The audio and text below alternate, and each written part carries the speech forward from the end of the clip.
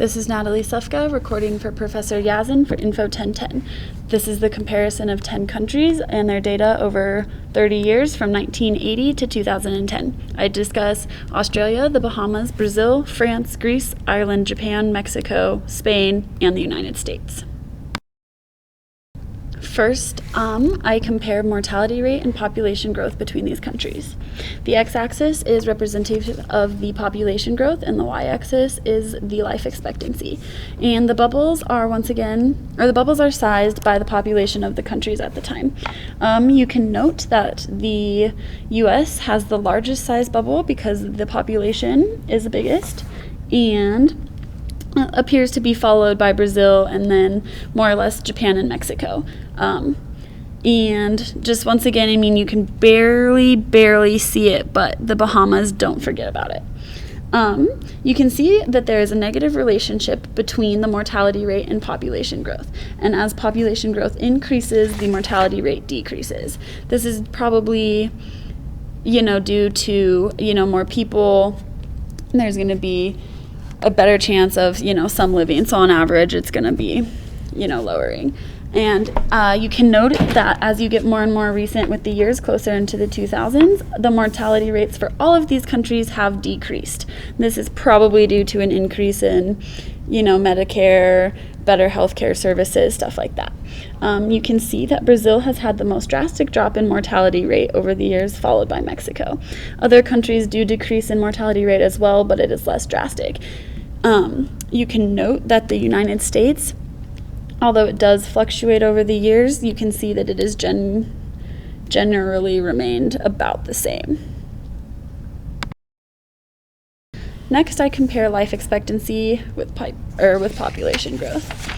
The bubbles are once again the size of the population, and on the x-axis is population growth, but this time life expectancy is on the y-axis. You can notice that there is a positive relationship between these two variables. As population growth increases, life expectancy increases. And that just makes sense because, as there are more and more people, just like the mortality rate is going to lessen, people are going to live longer. Which brings me to my next point. As you come closer and closer to the 2000s and you raise in the years, they get more and more recent. You can see that the life expectancy just raises overall for all of the countries. This is probably due to an increase in healthcare services, just better medical treatment, stuff like that. You can see that Japan appears to have one of the highest life expectancies for these countries, and you can note, once again, you have to really look for it, but the Bahamas, never mind. Brazil has the lowest life expectancy. And you can see Bahamas right to the left of Brazil.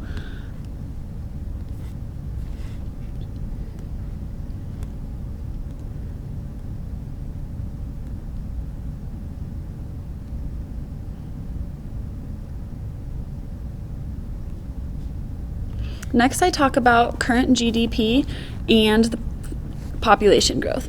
Population growth is once again on the x-axis and the current GDP is on the y-axis. Bubbles are representative of the population of the country. And as you can see here, there is a positive relationship between the current GDP and population growth.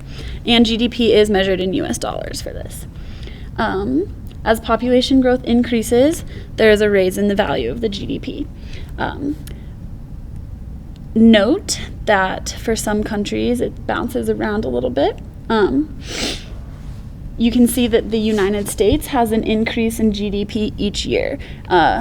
If you notice as the video, as it goes through these years from 1980 to 2010, the United States just continues to rise pretty steadily.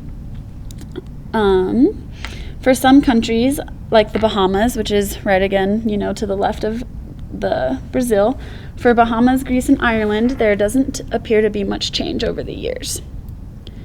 But you can see that, as when it's compared to the population growth as population is growing for all of these countries, the GDP is increasing relatively.